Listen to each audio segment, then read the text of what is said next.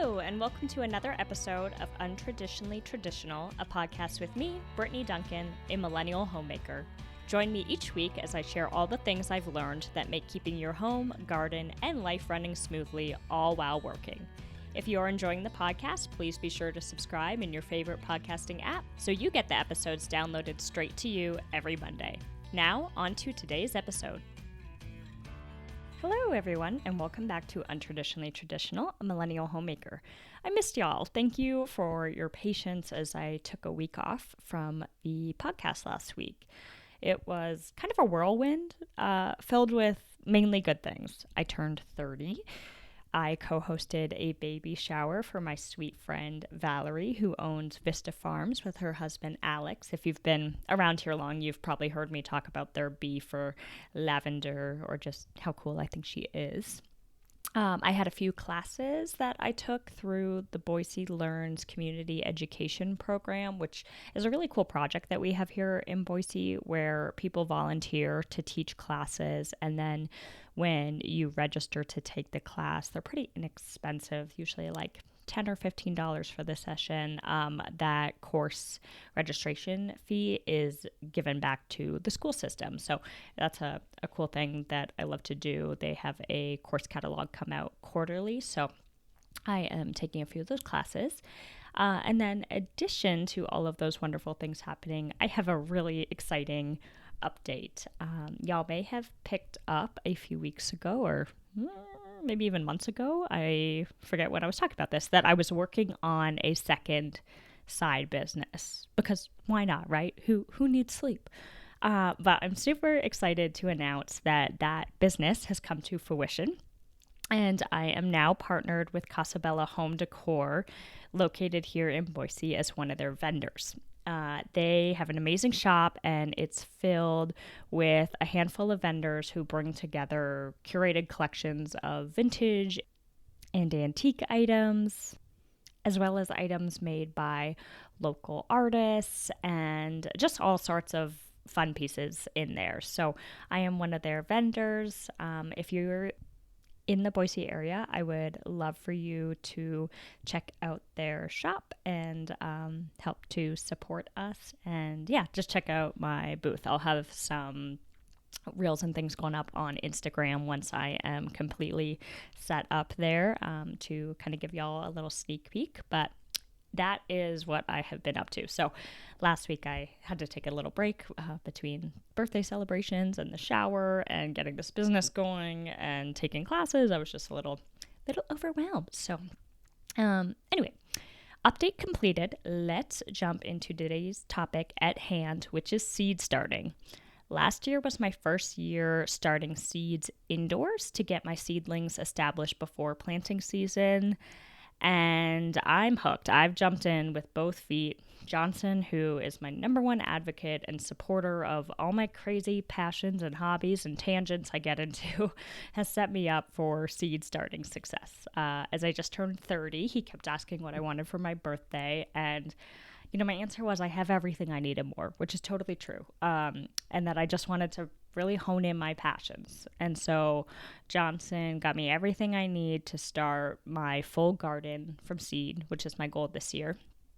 And so that's what we're going to do. And let me preface that this episode is going to be an introduction into seed starting indoors. It's a big topic. I can't say enough about taking classes from your local garden centers, education programs, or master gardeners in your area. And yes, master gardener is a real title and not just one you give yourself. There is an actual certification process for that. I recently took a class with my friend, an idol and garden guru, Katie Battazzo, who's the creator of Front Yard Fresh, about seed starting. She's amazing. I love her classes. And no matter how well versed you are on a topic, I swear that every time I take a class, I walk away with a new nugget of valuable information. So that's something I love to do and is worth the time and money and investment for me. That education. So I'm just going to share a little bit about what I've learned over the years through classes and reading and researching and trial and error with you. I'll first start off with some information about timing because that is really the catalyst of all of this working well. I'm in zone 7A for gardening, and knowing your zone as well as your last frost date are crucial to gardening success. I'll drop a link in the show notes to the USDA plant hardiness zone map. And on that color-coded map, there's also an area where you can drop your zip code to determine your zone. Here in Boise, like there's, some of us are in 7A, some of us are in 7B, just depending where you fall. So sometimes putting the zip code in is helpful. Although keep in mind, if you're up on a bluff that has harsh wind exposure or in a low valley where cold air falls and gets trapped, you probably run colder than the overall temperature of the zone. So that's something to keep in mind too, so you don't freeze your beautiful plants when the time comes for them to be outdoors. And that might just be something that's a little bit of trial and error. But I'll say with your seedlings, when you're putting them out to harden them off, that's basically getting them used to the outdoor temperatures and elements a little bit at a time. Just making sure that it's warm enough to do so, and kind of following the temperatures you're actually experiencing as opposed to what your zone map says. But the zone map can be super helpful. Once you figure out your zone, you'll want to determine what the last frost date for your zone is. For me, here in 7A, after May 10th, we are typically free and clear. That's the safe date. A lot of people plant on Mother's Day weekend. That tends to be where we're, able to plant those seedlings that do not like frost. A lot of your cole crops can go in ahead of that. That's your kales and broccolis and brassicas. But in terms of other seedlings that don't like frost, after May 10th for us is the date. So when you figure out your last frost date, then you're going to do some math. I know, crazy, right? Turns out our elementary school teachers were right that these skills would come in handy for our hobbies. When you look at your seed packets, on the back, there'll be some information about planting, and it will give directions for direct sow, which means that it will be planted directly into the garden. That's what direct sow means. And then there's also, if the seed is a candidate to be started indoors, it will say indoor planting and include a time frame of when to start that seed indoors. And then depending on your seed company, on their website, they may have a chart that shows you all of the common seeds and their start dates, transplant dates, and direct sow dates. Personally, I love Snake River Seed Company. I love that they're local to Idaho and they're packed right here in Boise. And I think this is an often overlooked part of gardening. You can set yourself up for success by using a seed that is regional. Let's look at a tomato, for example. A tomato that was grown within your state, Idaho, for us, high desert, big temperature swings, dry in the summer, is not the same as a tomato seed from the southeast that experiences low temperature swings and high humidity. So, getting those seeds that are going to be most similar to your area is important. Say you just order whatever seeds from online and they are from the southeast. Will it germinate and give you a tomato plant? Probably.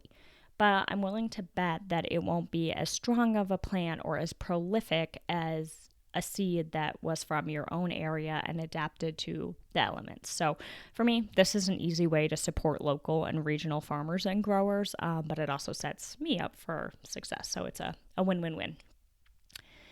When you obtain your seeds, do this early. Seeds sell out and you want to make sure that you get the varieties you want. You'll also be starting seeds pretty soon, depending where you're at. For us in the 7A zone, we can begin some of our seeds on February 15th, which is around the corner. And that's 3 months before our last frost date. So plant early because you'll be planting early. Once you've got your seeds, you can begin to organize them and categorize based on, first, whether they are direct sow or indoor start, and then based on the start dates for those processes.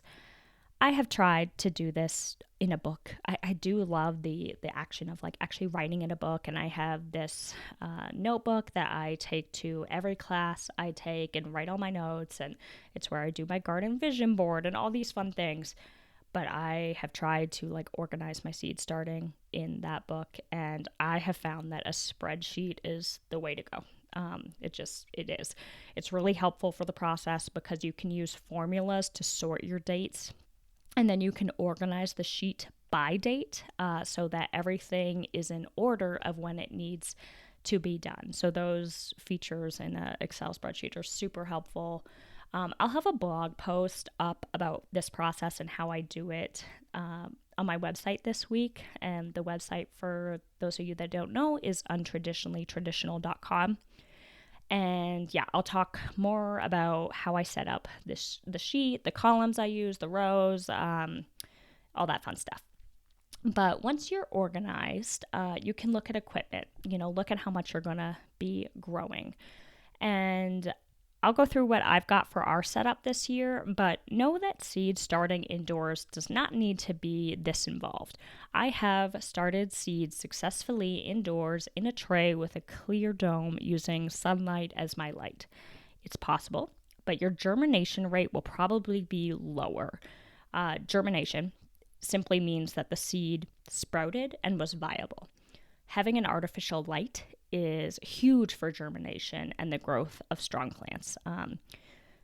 In this class I was just taking with Katie, she was saying that like 14 to 16 hours of light is, what plants need for their strength and growth. And during the winter here in Boise, we're just not getting that. So especially when you look at like the windows in your house and whether they're south facing or north facing and all that stuff, you're not going to have those 12 to 14 hours of direct light. So this is my 2024 seed starting setup, and I'll have a link in the show notes to an Amazon list that I've put together where you can see the exact things I ordered in case that's helpful. But first up was some shelving. I've got a 5-shelf wire rack, and I went with wire for a few reasons. One is that it's got good airflow, which is important. And then it's also set up well to be able to hang lights from and have the ability to raise and lower them, which is also important. On the subject of lights, you'll want to measure your shelf to make sure it will fit your trays, and then get lights that will illuminate the whole tray as well. And you may need 2 lights per shelf, depending how big or deep your shelves are, that kind of thing. You'll want full spectrum light, which is most similar to daylight. It'll say it on the box. And then again, you're going to want those on for 14 to 16 hours of light, but not more. Like people, your plants need a break too and some rest. So, Katie was saying like use a timer, and that was exactly my plan because I know myself and I will forget to turn on and off the timer. I'm also, 80 years old in my soul, and like I like to be in bed early, so I will not be like staying up late to turn my plants on and off. It's just not going to happen. So the timer will be crucial for us. Next up, this one's definitely optional, but sets you up for success, are warming mats. And these are mats that are specifically developed for seed germination. In other words, don't use a heating pad because, well, you may start a fire, and 2, you'll cook your seeds to death. So don't do that. The warmth of the mat combined with the moisture of the soil with the seed starting mat creates the perfect environment for your seed to sprout. And so you can use these mats to get them to sprout and then remove the mats. I got trays, and this is where there are probably a million different directions to go. Last year, I used the Burpee seed starting system, which I highly recommend for a beginner gardener. It was great. It's divided into cells. They're probably 1 inch by 1 inch cells. They're not super big. And it comes with soil pellets that you simply put the pellets in the cells, pour warm water on it, let it sit, and then they expand, and all of your cells are filled up with the starter soil. And then you can just put your seed in there. And that was really helpful. It has a dome that fits it. That was a great kit. But this year I went with some heavier duty trays because I'll be soil blocking. And I'll talk about that more in a second. Whatever tray you use, try to go for quality. Get the thicker plastic, even though it's more expensive. When you need to turn your trays, like say to get more light, or move them around, or take them in and out, inside and outside when you're going through that hardening off process, having a tray that isn't flimsy and prone to cracking is going to save you a lot of frustration and ultimately money that you're not every year having to replace these trays. So you'll be able to reuse the trays if you get quality ones. Make sure you sterilize them between seasons. And to do that, you use 1 part bleach to 9 parts water, and rinse them in there, let them dry. And this is important so that any soil diseases or funguses or any of that stuff doesn't affect next season's planting. So I went with 10 heavy duty trays without holes. They're literally just trays, and got clear domes for each of them. And the domes are important because that's going to keep the environment humid and warm until you reach about 50 to 60% germination in your tray. And then you can remove that dome. Katie was saying too that you can use, saran wrap if you're trying to save money, but also damp newspaper. And this was something that I hadn't thought about, which makes perfect sense when I think about it, is that light's not required for germination. You think about it, your seed's under the soil, it's not seeing light, only for growth. So you can have that tray covered for a short period with damp newspaper until those seeds pop and begin to sprout, and then you would remove that. Okay, so soil blocking. I'm completely new to this, but I'm really excited to give it a try. A soil blocker, the device that I purchased, I'm going to liken it to like a quad ice cream scoop that packs soil into cubes. And the idea here is that you're going to save time and money by not needing to work with individual cells, or needing to move them to bigger containers as they grow. I can fill my big empty trays with all of my little soil cubes, and then they're good to go. They'll stay nice and moist. Root bounding, which is where the roots grow and don't have anywhere to go, so they just circle the cell and get really tight, and that's a root bound plant is not ideal. They need space, so that's less of an issue. And then I also like that I'm using less plastic. I mean, obviously the tray is a big plastic rectangle, but it's not like each of my little seedlings is completely enclosed in plastic. So if plastic is a concern with you, which is totally reasonable, this might be a better alternative. Or there are also biodegradable types of trays and pots that you can use. I've seen people plant in egg cartons. I've seen people save milk jugs or whatever that, if it's a plastic concern and you're just trying to save containers, again, make sure you sterilize them. But otherwise you could also try this soil blocking. And last and not least, I got my soil components. So you want to use a seed starting soil. Garden soil or topsoil is not the same. The seed starting soil that is advertised to start seeds is specifically formulated to balance moisture content and create the perfect environment for that germination to occur and the seedling to grow nice and strong. You can create your own seedling starting mix, which is what we're going to do with compost, coco coir, which is kind of cool. It comes in a big cube, and then you add water to it, and it similar to those little burpee pellets, it expands, and then perlite. And you can also add in some natural fertilizer in there, something like worm casings. Whatever fertilizer you use, though, you want to make sure it's slow releasing. Otherwise, you can burn and kill your seedling babies. This is a thing no matter what stage of gardening you're in, whether you're doing it for your seedlings or when you transplant your plants or when you're giving them a monthly top up of fertilizer. More is not necessarily better. You can burn your plants with fertilizer. So, just making sure of that. Same, like people always think like chicken droppings are great compost, and they are, but you have to like let them turn into compost. You cannot just take the chicken droppings and throw them in your garden. They are like it's not acidic, but like something, I don't know if it's like the ammonia or what, but like you have to let them like sit for, I believe it's like 3 months before it's usable to put in your garden. So knowing those kind of things, doing your research to make sure that you don't undo all your hard work is important. So once you've got your system set up, you've built your shelves, you've got your trays, your soil, whatever method you're going to do, you'll go to your trusty spreadsheet and then get started with the seeds that need to be started the longest period of time before your last frost date. And then you'll work down from there, follow your calendar, take note of the planting depth too. Some seeds need to be planted deeper than others. So when you're getting those seeds to germinate, you'll want to mist the top of the soil as opposed to bottom watering or like pouring like a strong spout of water on them. You want to be gentle with it. And then same with when they do germinate and you've got your little seedlings.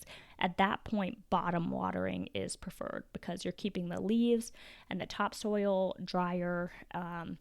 And it's just gentler on the plants too. Their roots go down. They can drink as they need water. You kind of let the plant do its own thing. So more to come soon. I'll have another episode in a couple weeks talking about hardening off your seedlings, which is basically like getting them ready to be outside because you can't take your seedlings from having this like nice stable environment inside your house to being outside where there's wind and sun and the temperature does change.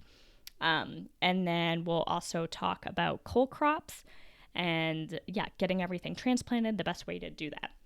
So that is all for today. Selfishly, I am going to ask that if y'all are enjoying the podcast, that you give me the gift of a belated birthday present by leaving a rating and review on Apple Podcasts. They not only bring me a ton of joy to read and let me know that there are, people out there listening, that I'm not just talking to myself in a mic here, but they also really help the show to grow and become more discoverable, which is important. So until next week, happy seed ordering and planning, and I will see y'all back here soon. Thank you for listening to this episode of Untraditionally Traditional. If you enjoyed the podcast, please share it with those special people who would love it too, and write a review. For more tips and photos of my home and garden, follow Untraditionally Traditional Pod on Instagram. Until next week, let's continue to make our homes places of joy and service to ourselves and those we share them with.